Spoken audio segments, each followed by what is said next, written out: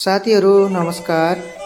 आज म अत्यन्त दुखी र निराश मन लिएर केही कुरा गर्न आएको छु। हामी सबैलाई नै थाहा छ चिया श्रमिकहरूको जीवन कस्तो कठोर हुन्छ भनेर। घाम पानी होस् अथवा भोका तिर्खा नै होस्, उनीहरू आफ्नो बगानमा खटेको नै हुन्छन्।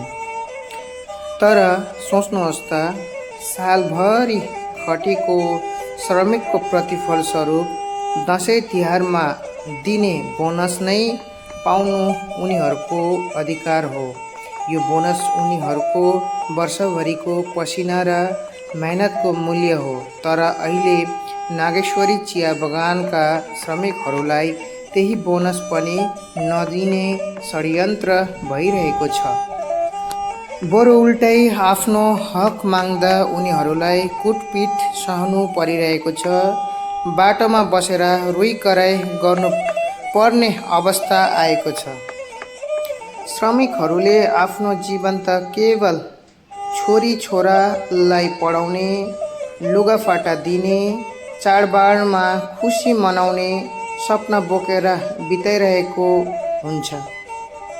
तर जब मालिक वर्गले सरकारले तोकेको नियम सम्मान पनि पालना गर्दैनन्, बोनस नै खोज्छन् अनि पुलिस प्रशासनको बल प्रयोग गरेर दमन गर्छन्, के यो नियम हो?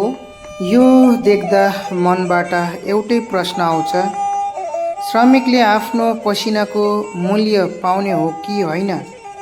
सरकारको घोषणा कागजमै सीमित हुने हो कि वास्तविक पनि हुने हो? मान्छेले मान्छेलाई यस्तो गर्ने मिल्छ त? हामी सबैको आवाज एउटै हुनुपर्छ।